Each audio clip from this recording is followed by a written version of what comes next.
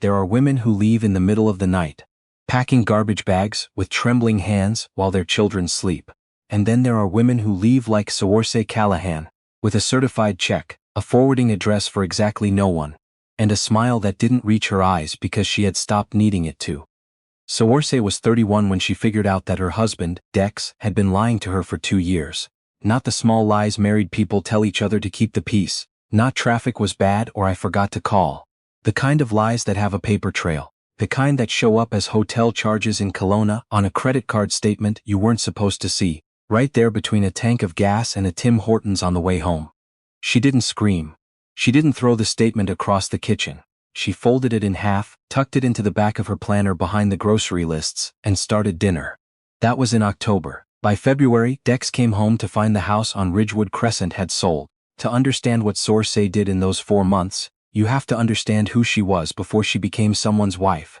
Before she took Dex's name and his mother's casserole dish, and moved into his idea of a life. Saoirse grew up in Cape Breton, the second daughter of a woman who ran the books for 3 different fishing operations out of a single back bedroom. Her mother, Eileen, had a gift for numbers that bordered on supernatural. She could look at a column of figures and know, the way some people know weather before it turns, exactly where something was hiding.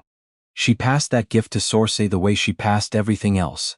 Not by teaching it, but by doing it while Saoirse watched. After university in Halifax, Saoirse had spent 5 years working in property management for a mid-sized firm in Calgary. She knew how buildings changed hands. She knew how fast it could happen when someone with the right paperwork wanted it to. She had in fact once facilitated the sale of a commercial property in 48 hours when the circumstances required it. She had always been quiet about what she knew. Dex liked her quiet. He liked her capable in the background, managing things. The household accounts, his mother's medical appointments, the rental property they owned together in Airdrie. He had a habit of introducing her at work events as my wife, she handles the house stuff, delivered with a sideways smile that suggested this was charming rather than diminishing. He had no idea she was watching. The Kelowna statement was not the first sign, it was the first piece of paper. Before that, there were the new habits. Gym clothes he never sweated in coming back in a plastic bag, rather than the duffel he'd used for years. The phone placed face down now where it used to sit face up on the counter. The way he'd started using the bathroom to take calls he used to take at the kitchen table. She did not confront him. She noted it all in a separate document on her laptop, a file called renovation quotes, that she kept in a folder inside a folder inside a folder, because Dex had never once in their 4-year marriage asked about renovation quotes. She also quietly called her cousin Finola. Finola was 3 years older, worked in family law in Edmonton, and had seen enough marriages collapse to have developed a forensic sense of humor about the whole institution. When Saoirse called, she didn't cry. She laid out the facts. Finola listened without interrupting, which was rare for her, and then said, "Okay, don't touch the joint accounts. Tell me what's in your name alone." Not much at that point, but enough to start. The property in Airdrie was the key. When Saoirse and Dex had bought it 3 years earlier, they'd argued about the title. Dex had wanted it in the company name. He had a numbered corporation he used for his contracting work, and Saoirse had pushed, gently but consistently, for her name to be included. It was her inheritance money, a modest amount left to her by her grandfather, that had made up the down payment shortfall. In the end, both names went on title. What Dex had never quite processed was that a joint tenant with right of survivorship is not the same as a tenant in common when it comes to what one party can do unilaterally. He had signed the mortgage documents in a hurry at the lawyer's office, scrolling through his phone while the notary explained the structure, nodding at intervals to indicate he was listening. He was not listening. In November, Cyrus met with a real estate lawyer, not Finola's firm, a different one, someone Finola had referred her to, and began a quiet conversation about what her options were. She was not moving to sell immediately. She was understanding the board before she moved any pieces. In December, she started moving pieces. The Airdrie property went to a property management company she incorporated under her maiden name, Callahan Holdings, for a management services agreement. Perfectly legal. Perfectly documented. The rental income, which had been flowing into their joint account, now flowed into Callahan Holdings. She had set this up in consultation with her lawyer, who had the patience of a woman who had explained many things to many people, who found themselves in exactly this position. She did not touch the household account. She did not adjust her spending. She made Dex's lunches. She asked about his projects. She went to his work Christmas party in December and made conversation with his colleagues and laughed at the right moments and drove home in the dark, wondering which one of the women in that room knew what she knew. She thought about that for a while. She thought about how many people had been kind to her face while knowing. She thought about how many dinners she'd made, how many dry cleaning runs, how many times she'd reorganized the storage room so he could find his own camping gear, while someone somewhere had been deciding she was a placeholder. She didn't let herself stay in that feeling long. It had no useful function. In January, she listed the house. Ridgewood Crescent was a good street. They had bought the house at the right time. In the way that people who buy at the right time never quite recognize it as luck, they attribute it to good instincts, which perhaps it partly was. The market had moved in their favor. The house was worth considerably more than they owed. The trick with the house was the title structure. Dex's name was on it, but the mortgage payments for the past 2 years had come predominantly from an account that was, functionally, Cyrus's. Her salary deposited there, his going elsewhere to cover what he described as business expenses. She had records of every transfer. Finola's referred lawyer had been very thorough about records. She did not list it through an agency. She knew an agent, a woman named Pat, who had referred clients to her old property management firm for years, who ran a quiet pocket listing. No MLS, no sign. A cash buyer from out of province who wanted a turnkey property in a good Calgary neighborhood, and who had been looking for exactly this type of house for 3 months. The accepted offer came in on a Tuesday afternoon. Dex was in Red Deer for a site visit. She texted him, "Hope the drive isn't bad. Roads looked icy this morning." He replied, "All good. Late dinner, don't wait up." She didn't. She sat at the kitchen table with a cup of tea and the accepted offer in front of her and felt something she didn't have a precise word for. Not happiness exactly. Something more like the sensation of setting down something very heavy after carrying it for so long that you'd stopped noticing the weight. She thought about calling her mother. She decided to wait until it was done. The condition period was 17 days. She spent those 17 days doing exactly what she had done for 4 months. Nothing that would signal anything to anyone. She went to her book club. She helped Dex's mother book a flight to visit her sister in Victoria.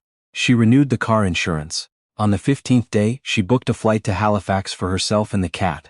On the 16th day, she packed. She was methodical about it, working from a list she had made in her phone over the previous 2 months.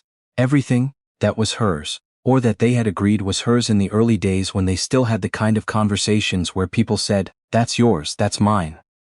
The photograph albums, the cast iron pan her grandmother had given her, the boxes of books that were, indisputably, her books because Dex had never in 4 years finished a novel, her office equipment, the standing lamp she'd carried through 3 apartments. She called a moving company. She had booked them in advance, paid the deposit from her personal account.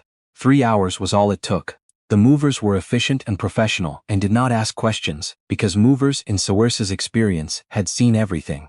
She did not take his things. She did not displace his furniture or throw away his belongings or touch a single item that was, by any reasonable interpretation, his. She took what was hers. She was precise about it. She left the key on the kitchen counter. She left one other thing. A single sheet of paper, folded once, with his name on the outside in her handwriting. Inside it said, "The house closes on Friday. The funds will be distributed according to our respective documented contributions, which my lawyer has calculated. You'll be hearing from her. The Airdrie property is now managed under Callahan Holdings. The paperwork is on file with our original solicitor. I'd recommend getting independent legal advice before Friday. I've taken the cat. I know you were never fond of her anyway." Circe. She did not say goodbye. She had been saying goodbye for 4 months, quietly, in all the ways that count. She took a cab to the airport. Dex called at 11:47 p.m. He had driven back from Red Deer early, some instinct perhaps, some shift in the barometric pressure of the marriage that he had finally, too late, detected. She did not answer. He called again, and again. At some point he switched to texts, which followed a predictable arc, from "what the hell is this?" to "call me back" to something she didn't read until the next morning, sitting in her mother's kitchen in Halifax, when it had lost most of its ability to land. She did not block him. She forwarded everything to her lawyer.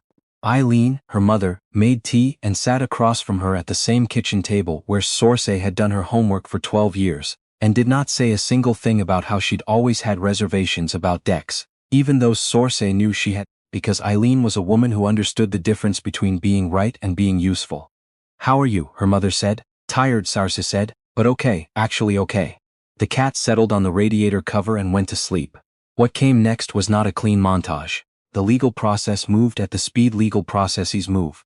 Not quickly. Dex retained a lawyer. His lawyer sent letters. Her lawyer responded to letters. There were conversations about the house proceeds and the Airdrie property, and what constituted marital property under Alberta law and what did not.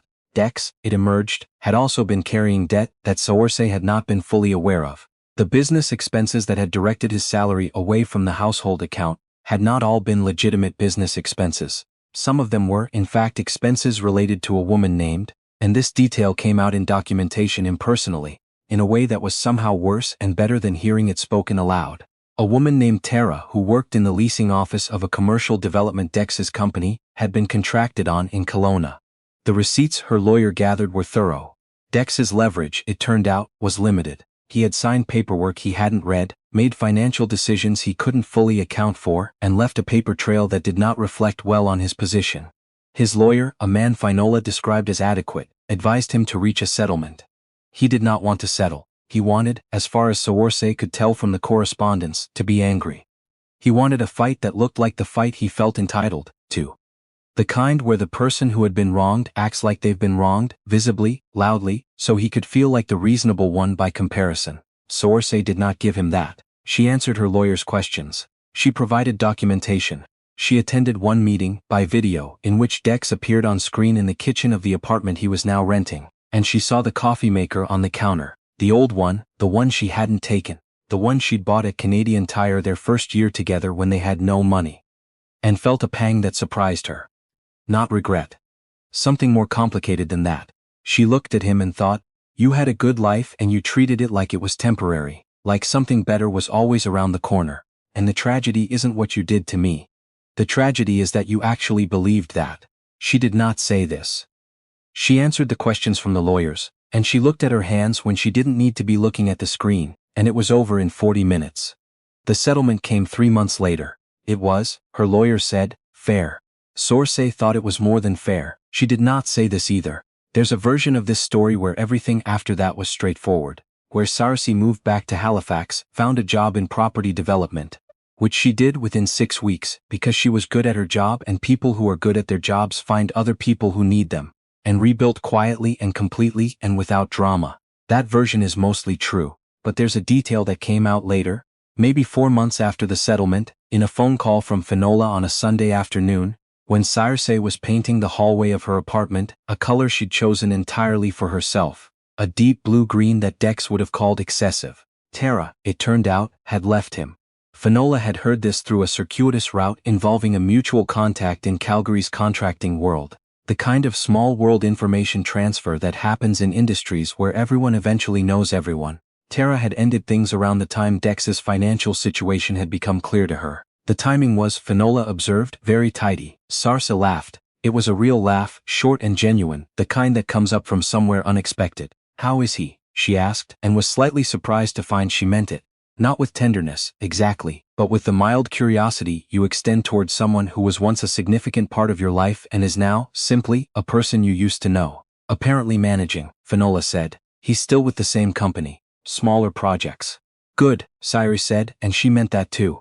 Not for his sake particularly, but because people managing their lives is tidier for everyone.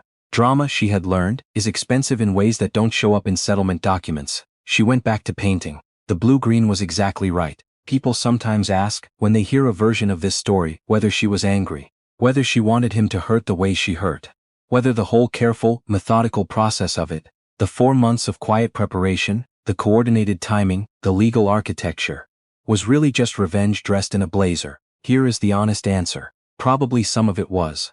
She had been humiliated. Not just by the affair, but by the years of being introduced as the wife who handles the house stuff. The years of being the most competent person in the room while being treated as the least interesting. That kind of thing accumulates. It doesn't stay dormant just because you're organized about what you do with it. But here is also true. By the time the house sold, she was past the rage.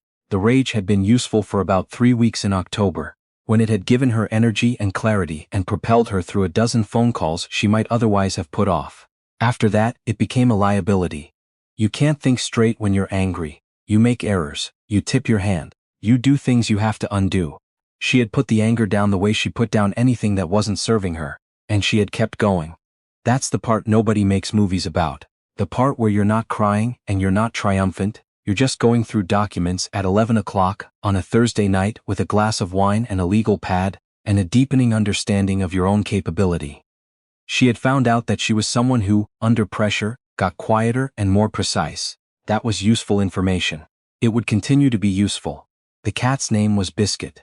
Dex had always called her the cat, and had been mildly, consistently annoyed by her in the way that people are annoyed by things that pay them no attention. Biscuit had never liked Dex, which Circe now felt deserved more retrospective credit than she'd given it at the time. Biscuit adjusted to the Halifax apartment with the philosophical ease of cats, claimed the window seat within 48 hours, and spent her days watching the street below with the deep, satisfied focus of someone who has been removed from an unsatisfying situation and cannot believe their luck. Circe understood. She had started running again. Something she'd let go of in the years of early marriage busyness, the gradual erasure of small personal things that seems normal until it doesn't. She ran along the waterfront in the mornings before work. She called her mother on Sundays. She let herself be bad at things she was learning for the first time, a pottery class on Tuesday nights where she produced lopsided bowls with genuine satisfaction. She was not healed, exactly. That word implies something was broken, and she wasn't sure broken was quite right. Reshaped maybe, redistributed. She had taken what was hers. All of it. The property, the documentation, the money that had come from her grandfather's careful life, the professional skills she'd spent years developing, while Dex described her to colleagues as someone who handles house stuff. She had taken the cat. She had left behind everything that was his, including the version of herself that had made herself smaller to fit the life he'd imagined. And here is the thing about that version. The one who kept her voice down and her plans to herself and waited until the time was exactly right. Dex had never known that version existed. He had lived with her for 4 years and never once thought to ask what she was capable of. He'd looked at her and seen only what was convenient to see. Capable enough to be useful, unimportant enough to deceive. That was the real miscalculation. Not the paperwork, not the property structure. The miscalculation was believing that a woman who never raised her voice had nothing to say. She had been saying it for 4 months. In certified documents, in legal filings, in a sale that closed on a Friday morning while he was somewhere on the highway thinking he still had time. He didn't have time. She had already left. Not with a fight. Not with tears he could interpret as weakness. With a forwarding address for exactly no one, a key on a counter, and a blue-green hallway in a city that had always felt more like home than anywhere she'd lived since she left it. Circe Callahan had built something out of the years she'd spent quietly watching. And unlike the house on Ridgewood Crescent, what she built this time had her name on it. Only her name. And that, it turned out, was more than enough.